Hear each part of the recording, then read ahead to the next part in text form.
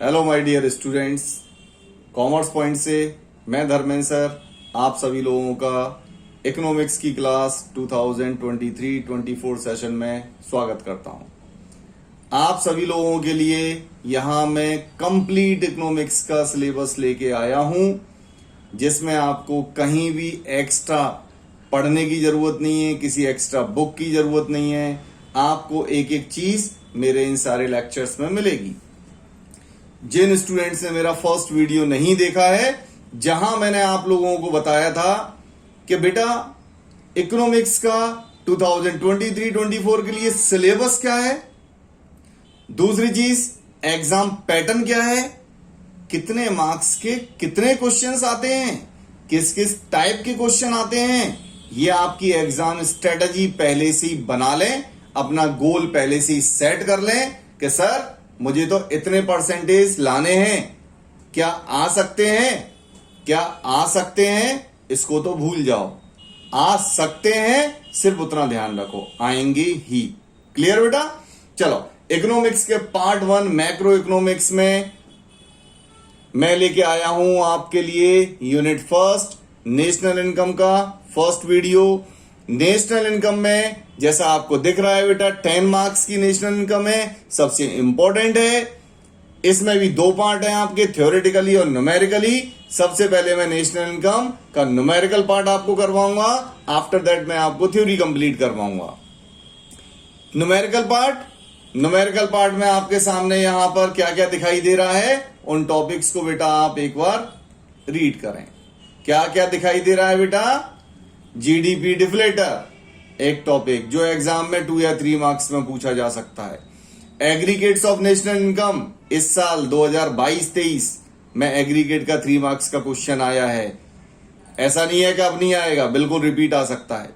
Private personal disposable income ये क्या होती हैं, इनके क्वेश्चन। और जो सबसे इंपॉर्टेंट है 2023-24 में आएगा ही गारंटीड, वो है मेजरमेंट ऑफ नेशनल इनकम। चलो अब अपने फर्स्ट टॉपिक पे आते हैं अपन बेटा। फर्स्ट टॉपिक जीडीपी डिफ्लेटर, जिसको हम प्राइस इंडेक्स भी बोलते हैं। जीडीपी डिफ्लेटर दो टाइप की जीडीपी का कॉम्बिनेशन है, तो इन दोनों जीडीपी को समझेंगे। सबसे पहले क्या क्या लिखा हुआ है, real GDP and nominal GDP. तो रियल जीडीपी और नॉमिनल जीडीपी दो टाइप की जीडीपी होती हैं। अब बात आती है ये रियल जीडीपी नॉमिनल जीडीपी तो ठीक है सर, पर जीडीपी क्या होती है? Very good question. तो सबसे पहले तो मैं आपको जीडीपी समझाऊंगा, उसके बाद में रियल और नॉमिनल जीडीपी समझाऊंगा, उसके बाद में ही तो बता पाऊंगा बेटा जीडीपी डिफ्लेटर क्या होता है। बस यही तरीके अपन को सीखने, अपन को सीधे ये नहीं रट लेना है जीडीपी डिफ्लेटर ये होता है, रियल जीडीपी ये होती है, नॉमिनल जीडीपी ये होती है, बस वही सत्यानाश है।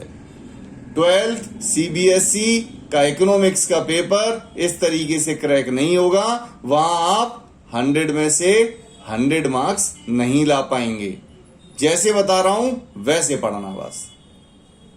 सबसे पहले अपन देखेंगे बेटा जीडीपी का meaning.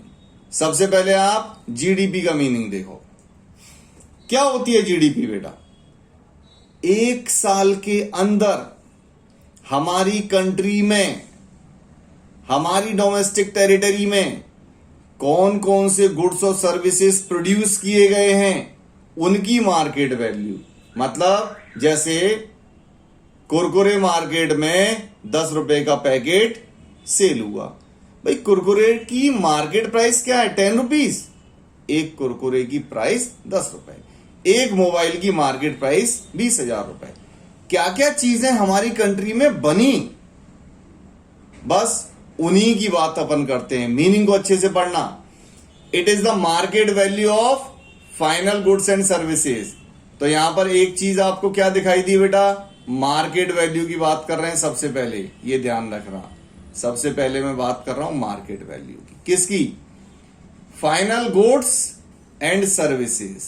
Final goods and services, कोई भी गुड्स और services produced with in the domestic territory, मतलब हमारी कंट्री के अंदर ही, ड्यूरिंग एन अकाउंटिंग ईयर, मतलब एक साल, इंक्लूसिव ऑफ डेप्रीशिएशन, मतलब डेप्रीशिएशन उसके अंदर डिडक्ट नहीं होना चाहिए, डेप्रीशिएशन जुड़ा हुआ होना चाहिए।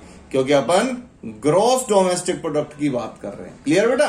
जैसे 20,000 रुपए की हमारी एक बाइक कंपनी ने मार्केट में बनाई और मार्केट वैल्यू इसकी क्या है बेटा? 20,000। बट इस पे मान लो बेटा डेप्रीशिएशन लग गया एंड तक आते आते 5,000 रुपीज का। अब हमने कहा कि भाई हमारी बाइक की वैल्यू तो एक साल में जो है वो कितने की रह गई? 15,000 की। तो बेटा आपको उस चीज पे दिमाग नहीं लगाना है कि आपकी वैल्यू कितने की रह गई, क्योंकि हम क्या बात कर रहे हैं? हम बात कर रहे हैं बेटा यहां पर ग्रॉस वैल्यू की। तो यहां पर जब भी वैल्यू ली जाएगी तो कौन सी ली जाएगी? ये 20,000, ना कि ये 15,000।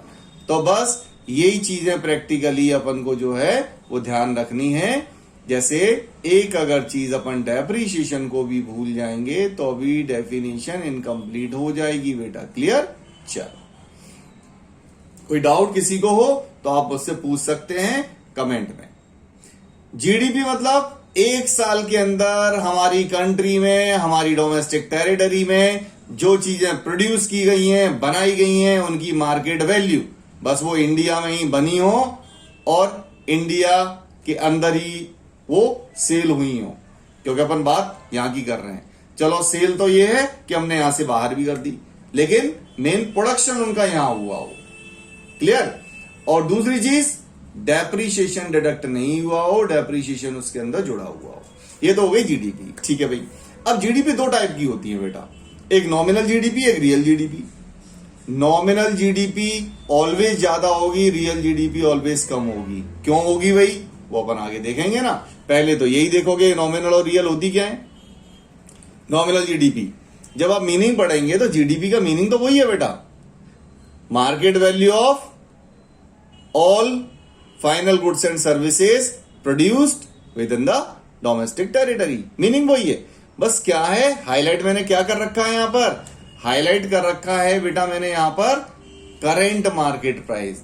इसका मतलब मैं यहां पर बात किस चीज की कर रहा हूं नॉमिनल जीडीपी में? उस जीडीपी की जो कि करेंट मार्केट प्राइस पे कैलकुलेट की गई हो। क्लियर बेटा?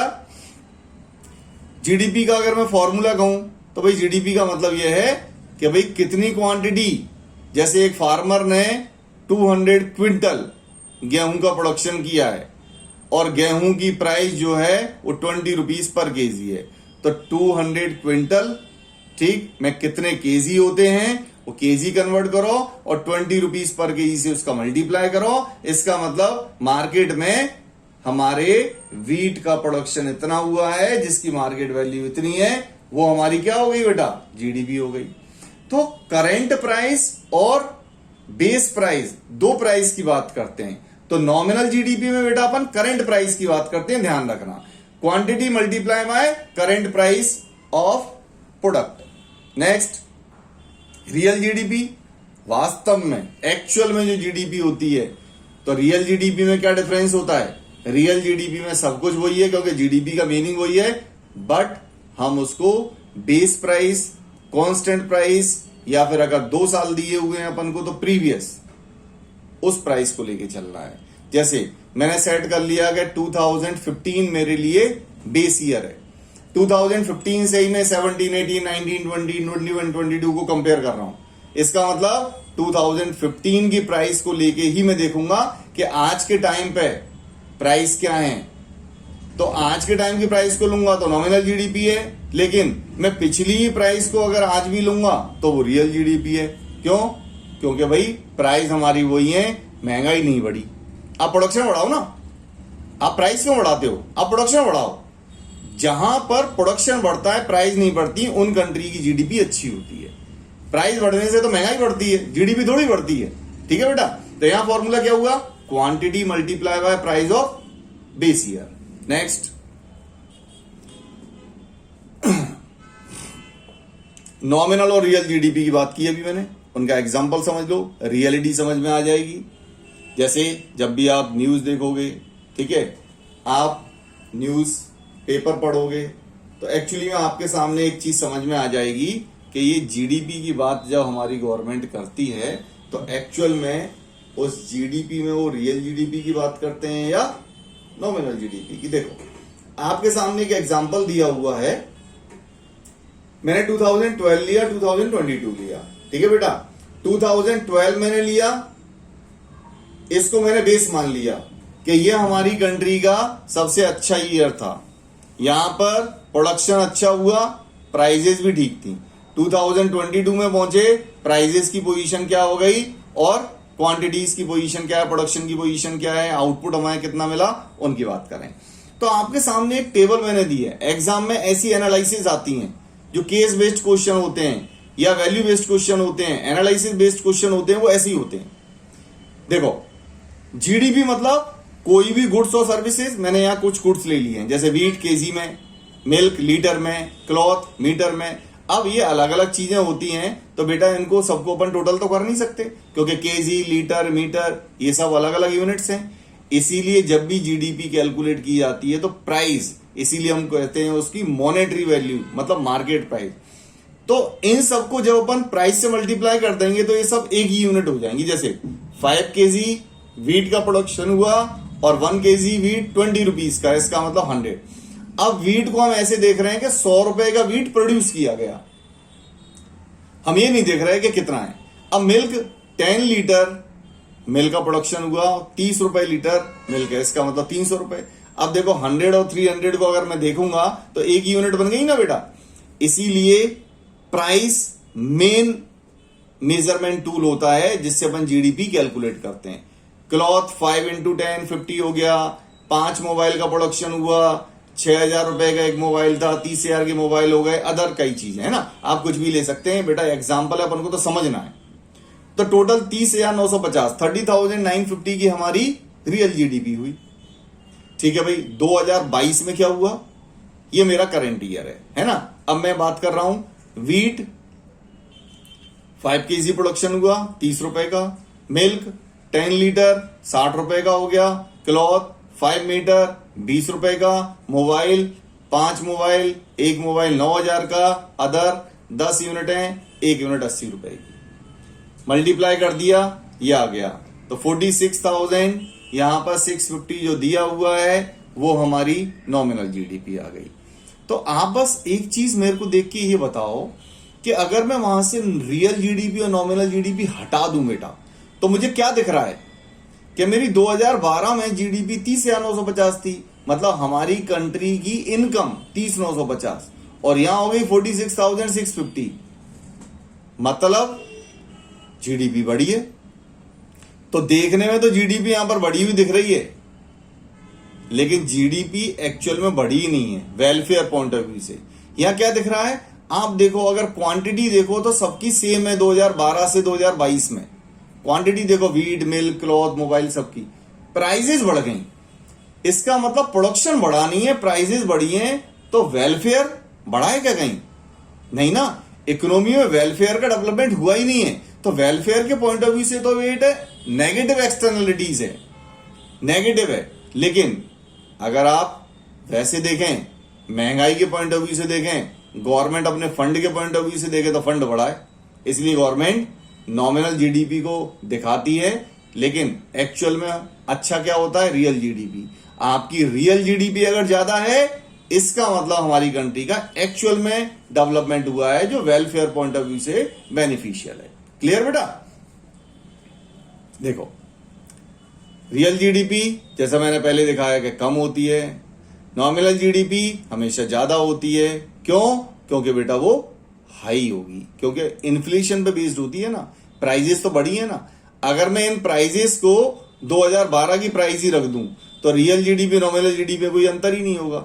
इसीलिए रियल जीडीपी जब कैलकुलेट करते हैं तो अपन पर्टिकुलर किसी ईयर को बेस मान के उन प्राइस को यहां लेके चलते हैं। क्यों? उससे एक्चुअल में सही फिगर आ जाती है ना, कि प्राइस क्यों बढ़ा रहे हो, क्वांटिटी बढ़ाओ ना। जीडीपी का मतलब तो वही है ना, value of all final goods and services. पहले भी 5 केजी का प्रोडक्शन हो रहा था, अब भी 5 केजी का प्रोडक्शन हो रहा है, ग्रोथ कहाँ हुई? आपने तो प्राइस बढ़ा दी है ना बेटा। ये बेसिक समझना जरूरी है। अब अगर वैल्यू बेस्ड क्वेश्चन की बात कर रहा हूं, केस बेस्ड क्वेश्चन की बात कर रहा हूं, तो यहां क्या दिख रहा है? ऑफ कोर्स जीडीपी बढ़ी हुई दिख रही है, लेकिन किस पॉइंट ऑफ व्यू से? इन्फ्लेशन के, not welfare. Of course GDP rise, but reason is inflation, not welfare, because quantities have not increase या raised, only prices have increase. बस इसी चीज को दिमाग में अच्छे से बिठा लेना बेटा. नॉमिनल जीडीपी खराब होती है, रियल जीडीपी अच्छी होती है. क्योंकि जब डिफरेंस कराऊंगा मैं थ्योरी में, तो वहां पर, या फिर अगर कोई पूछता है कौन सी जीडीपी अच्छी है, तो वेलफेयर पॉइंट ऑफ व्यू से रियल जीडीपी अच्छी होती है. गवर्नमेंट के फंडिंग पॉइंट ऑफ व्यू से नॉमिनल जीडीपी अच्छी होती है. जैसे आज के टाइम पे देखें तो नॉमिनल जीडीपी आपको हाई दिखेगी. क्यों? महंगाई कहां से कहां पहुंच गई है. 100 रुपए की चीज जो है वो 1000 की हो गई है ना बेटा. तो नॉमिनल जीडीपी इन्फ्लेशन, वेलफेयर नहीं. रियल जीडीपी अगर हमारी देखें तो वेलफेयर पॉइंट ऑफ व्यू से है, क्योंकि प्राइजेस वही है और प्रोडक्शन बढ़ रहा है. ठीक है बेटा. अब आते हैं जीडीपी डिफ्लेटर पे. तो जीडीपी डिफ्लेटर क्या है? जीडीपी डिफ्लेटर तो एक रेशियो है जो नॉमिनल जीडीपी और रियल जीडीपी को कैलकुलेट करता है. हमेशा इंडेक्स का बेस, हमने 11th में भी पढ़ा, 100 होता है. क्यों? क्योंकि जीडीपी डिफ्लेटर को प्राइस इंडेक्स बोलते हैं. एक्चुअल में है क्या ये? प्राइजेस पे ही तो बेस है. तो प्राइस का इंडेक्स है बेटा. देखो, this is the ratio of nominal GDP to real GDP and it is measure the changes in prices for all of the goods and services produced in an economy. Nominal GDP और real GDP में actual में prices में क्या change आया, उनका change ही GDP deflator बताता है. और यहां पर नॉर्मल जीडीपी की बात करते हैं तो जीडीपी कौन सी? जीडीपी एफसी या एमपी? अभी क्या है, आगे जब मैं आपको एग्रीगेट समझाऊंगा तो ये एमपी एफसी समझ में आ जाएगा. अभी आप ये समझेंगे जीडीपी का मतलब जीडीपी एट मार्केट प्राइस, क्योंकि अपन ने वहां पर कॉन्सेप्ट में, मीनिंग में समझाया हुआ है gross domestic product at market price. Monetary value मतलब मार्केट वैल्यू. फॉर्मूला देखें जो न्यूमेरिकल में काम आएगा. यहां से हमारा न्यूमेरिकल का बेस स्टार्ट होता है. Nominal GDP divided by real GDP into 100. Clear? Simple ध्यान रखें, एन अपॉन आर इंटू 100. अब एग्जाम पॉइंट ऑफ व्यू से और क्या ध्यान रखना है? ये तो हो गया नॉमिनल जीडीपी कैसे निकालते हैं. निकालने को आएगा तो अपन वो निकाल लेंगे. रियल जीडीपी निकालना आ गया, देन फॉर्मूले में पुट कर देंगे, डिफ्लेटर आ जाएगा. एक्स्ट्रा जो पॉइंट पूछे जा सकते हैं वो ये, percentage change in nominal GDP. अगर मान लो हमारे पास में 2 साल की नॉमिनल जीडीपी है, तो नॉमिनल जीडीपी में क्या चेंज हुआ, कितने परसेंट? तो उसका फॉर्मूला है change in nominal GDP divided by base year nominal GDP into 100. ऐसे ही अपन निकाल लेंगे बेटा रियल जीडीपी पे. Percentage change in real GDP क्या है? नॉमिनल को रिप्लेस कर दो रियल से. रियल जीडीपी में क्या चेंज हुआ है, उसमें बेस ईयर रियल जीडीपी से डिवाइड कर दो इंटू 100. ये चेंज का मतलब क्या होता है? आपने पढ़ा होगा, नहीं पढ़ा हो तो मैं बता देता हूं. चेंज का मतलब होता है करंट माइनस बेस. पहले क्या वैल्यू थी, अब क्या वैल्यू है, उसमें कितना चेंज आया. तो करंट ईयर की वैल्यू में से बेस ईयर की वैल्यू माइनस कर देंगे तो चेंज आ जाएगा. क्लियर बेटा? तो 2 पैटर्न के क्वेश्चन है आज इस वीडियो में. मैं आपको जीडीपी डिफ्लेटर डायरेक्ट, अगर अपन को दोनों जीडीपी दी होंगी तो अपन कैसे कैलकुलेट करते हैं वो सिखाऊंगा. और जीडीपी डिफ्लेटर का सेकंड वीडियो लेके आऊंगा, उसमें मैं आपको बताऊंगा कि एग्जाम में बिफोर लास्ट ईयर जो क्वेश्चन पूछा गया है उसको कैसे सॉल्व करेंगे. क्लियर बेटा? चलो देखें इसके 2-3 क्वेश्चन अपन. जैसे क्वेश्चन ए दिया हुआ है, find nominal GDP if real GDP equals to 240 and price index equals to 120. बहुत सिंपल. यहां सीधे सीधे जीडीपी डिफ्लेटर या प्राइस इंडेक्स का फॉर्मूला लगा के क्वेश्चन सॉल्व हो जाएंगे. आपको ऑलवेज प्राइस इंडेक्स का फॉर्मूला पुट करना है. जो नहीं दिया होगा वो कैलकुलेट हो जाएगा. 3 आइटम दिख रहे हैं आपको, price index, nominal GDP, real GDP. इनमें से कोई 2 आइटम जरूर दिए होंगे, तीसरा आइटम निकालना है. क्योंकि इंडेक्स का बेस 100 होता है, इसलिए परसेंटेज में आंसर आएगा. ठीक है बेटा? पुट कर दिया हमने. आंसर कितना आ जाएगा? आंसर आएगा 288. इसका मतलब आप देखो, मैंने स्टार्टिंग में एक चीज बताई है, रियल जीडीपी कितनी है? 240. तो मैंने क्या बताया, महंगाई तो बढ़ी होगी ना बेटा, तो नॉमिनल जीडीपी तो बढ़ के ही आएगी. इतना सा दिमाग में बैठा लो कि रियल जीडीपी से नॉमिनल जीडीपी का आंसर ज्यादा ही आएगा। तो जिन बच्चों का गलत आ रहा हो वो चेक कर लो कि ऐसा तो नहीं हुआ होगा, देश में महंगाई तो बढ़ी है। तो 288, इसका मतलब हंड्रेड्स के बेस पे अगर अपन देखें तो भाई 188 एक्स्ट्रा जा रहा है, तो 188% इंक्रीज हो गई हमारी। सेकंड, रियल जीडीपी दी है 520, नॉमिनल जीडीपी दी है 650, प्राइस इंडेक्स निकालना है। ये सीधे सीधे नॉमिनल रख दो, रियल रख दो, इनटू 100 कर दो, आंसर आ गया 125। क्लियर बेटा? ऐसे क्वेश्चंस हमें ऐसा लगता है कि ये नहीं पूछे जा सकते, ये सिंपल कैसे आएंगे बेटा? बिल्कुल पूछे जाते हैं और पूछे गए हैं। अभी एग्जाम के क्वेश्चंस दिखाऊंगा मैं।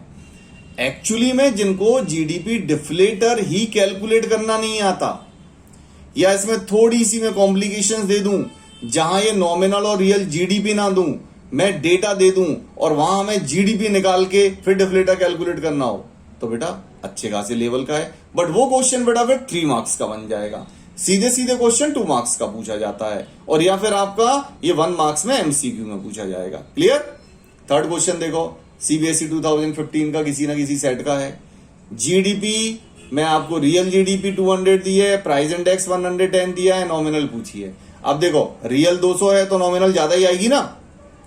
फॉर्मूले में देखो पुट कर दिया हमने सारी चीजें, तो ज्यादा ही आनी चाहिए बेटा। 200 से 220 आ गई। क्लियर? नेक्स्ट क्वेश्चन देखो, if the nominal GDP 1200, price index 120, calculate real GDP. अब नॉमिनल अगर 1200 है तो रियल जीडीपी तो कमी आएगी ना, क्योंकि रियल कम होती है, बेस है वो। देखो 1000। ये कॉन्सेप्ट दिमाग में जरूर रखना। नॉमिनल जीडीपी आज की करंट प्राइस की जीडीपी है, इसलिए ऑलवेज ज्यादा होगी, और रियल जीडीपी चूंकि बेस जीडीपी है जो पिछले किसी ना किसी ईयर की होगी, इसका मतलब ऑलवेज कम होगी। फिफ्थ क्वेश्चन देखो, real GDP 300, nominal GDP 330, index निकालना है, 110 आ गया। इसका मतलब हमारी महंगाई कितनी बढ़ी है? आप देखो 300 से 330 हो गई, 10% बढ़ी ना। तो एक्चुअली मैं आपसे वैसे कहूंगा रियल जीडीपी 300 है और नॉमिनल जीडीपी 330 है, बेटा बताओ जरा कितना इन्फ्लेशन हुआ? अब फंस जाओगे। तो जीडीपी डिफ्लेटर निकाल लो ना बेटा, डिफ्लेटर आपको बता देगा कितना महंगाई का परसेंटेज है। तो 300 का 10% कितना होता है? 30, जोड़ दो, 330 हो गया। इसका मतलब आपकी महंगाई 10% बढ़ी ना। तो इन्फ्लेशन की रेट ऑफ इंक्रीज क्या है वो डिफ्लेटर निकाल के कैलकुलेट हो जाएगी। प्राइस इंडेक्स 110 है ना, 100 उसका बेस होता है, माइनस करो 10% हमारी इंक्रीज। इसमें देखो रियल जीडीपी 400, नॉमिनल जीडीपी 450। अब देखो यहीं से आइडिया लग जाएगा, करके देखो बच्चों बेटा। 400 से चीज 450 की हो गई, इसका मतलब बढ़ी तो है, तो बहुत ज्यादा नहीं बढ़ी ना। कितना दिख रहा है? 400 से 12% 48 होता है, मतलब 12% के आसपास है। चेक करो देखो 12.5 है ना। 400 से 50 रुपए बढ़ गए, इसका मतलब 10% से थोड़ा सा ऊपर 50 रुपए, तो 12.5% बढ़ा है। अब आप 400 का 12.5 निकाल के देखोगे तो 50 होता है। ठीक है बेटा? 7th क्वेश्चन भी ऐसा ही है, देखो सेम आंसर 625। ठीक है बेटा? तो कुछ क्वेश्चंस आपको प्रैक्टिस के लिए आप इसका स्क्रीनशॉट ले सकते हैं, एग्जाम में आए हुए क्वेश्चंस हैं, इनको कर लेना। आज के वीडियो को मैं यहीं पर फिनिश करूंगा और इसका सेकंड लेक्चर लेके आऊंगा, जहां पर जीडीपी डिफ्लेटर आपका न्यूमेरिकली फिनिश हो जाएगा। फिर एग्जाम में जीडीपी डिफ्लेटर का कितना भी डिफिकल्ट क्वेश्चन आ जाए आप कर लोगे, ये मेरी गारंटी है। लेकिन पहले मैं आपको नेशनल इनकम जो कि 10 मार्क्स की है उसके सारे न्यूमेरिकल वीडियोस दूंगा। उसके बाद में अपन उसकी थ्योरी पे बात करेंगे, और उसके तुरंत बाद मैं आपको लास्ट 10 इयर्स में थ्योरी के कैसे क्वेश्चंस पूछे गए वो भी उसके साथ में कवर करूंगा। ठीक है बेटा? चलो आज के वीडियो को अपन यहीं फिनिश करेंगे। इसका सेकंड वीडियो लेके आऊंगा जिसमें थोड़े से एडवांस लेवल के क्वेश्चंस करेंगे, और लास्ट ईयर में जो क्वेश्चन पूछा जा चुका है इसका उन पर डिस्कस करेंगे। बाकी मैंने आपको एक पैटर्न के क्वेश्चंस बता दिए जहां पर आपको जीडीपी डायरेक्ट दी हो और प्राइस इंडेक्स निकालना हो, या प्राइस इंडेक्स दिया हो और कोई जीडीपी मिसिंग हो तो वो कैलकुलेट करना। नेक्स्ट वीडियो में इसके अपन एडवांस लेवल पे आएंगे। अगर आपको मेरी क्लास अच्छी लगती है, पढ़ाना अच्छा लगता है, तो बस एक ही रिक्वेस्ट है, आप उसको सब्सक्राइब और लाइक जरूर करना। Thank you.